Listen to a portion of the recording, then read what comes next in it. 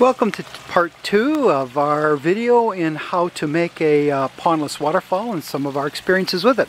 As we're talking about in part 1, part 2 will be dealing with the actual construction of our waterfall.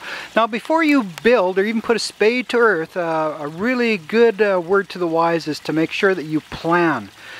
Plan out your waterfall. Make sure that it happens to be fitting in with the rest of your yard features. One of the most important thing is to make sure that the waterfall itself happens to be the center point. In other words, when you look at from, in this case, our swinging bench, or from our patio set, to make sure that the waterfall itself is the center point. It should be pointed towards your main feature that you wish to see. Now, some facts about the waterfall itself is when you come to planning, is rise to run. Our river itself is around 18 feet long. Our rise is 5 feet, so that gives us about ½ an inch of drop for every foot of run. We found that to be a good run, so there wasn't any issues there. Our first bit of construction is the sump itself, and the sump happens to be underneath here.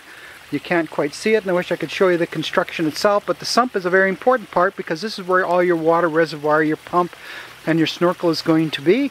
For this, dig a hole at least a very minimum of 3 feet by 4 feet by 4 feet. It's very important because this is a reservoir that I was mentioning before. Any of the dirt that you get from your sump can then go to build up the waterfall itself. One thing to avoid when you're building a waterfall, avoid the volcano look. It has to fit into the surrounding areas, so use the dirt around it to make sure that it's part of a natural feature. So that's how you build the sump.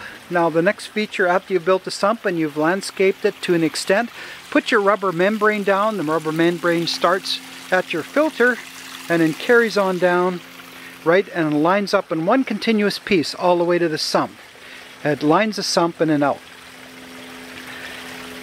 After you've put in the sump and put in your rubber liner into the sump, next thing to do is fill up the sump, put in your snorkel, put in your pump, and attach that all.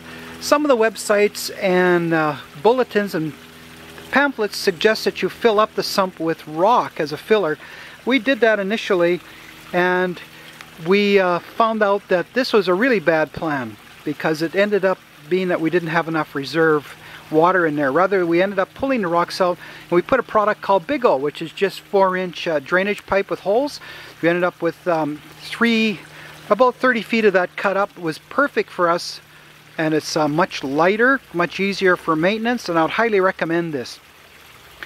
Now once you put that in, then you'll find that you can now start up your pump for the very first time. Start it up, put water in, check for leaks all the way around. It's going to look pretty ugly because you don't have any of the landscaping done at this stage, but carry on.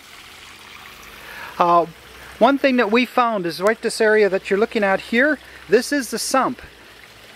We had to modify the sump in the sense of putting a piece of rubber over top of the gravel and the Big O itself. Otherwise the water would have gone into the beginning of the sump and left us with a dry piece of earth about 4 feet long. We added another piece of rubber over the top, extended it almost to the back so I get a full river instead of just that last 4 feet of dry rock. So this will now go on in segment 3 to talk about the landscaping part, and we'll see you then. Bye bye for now.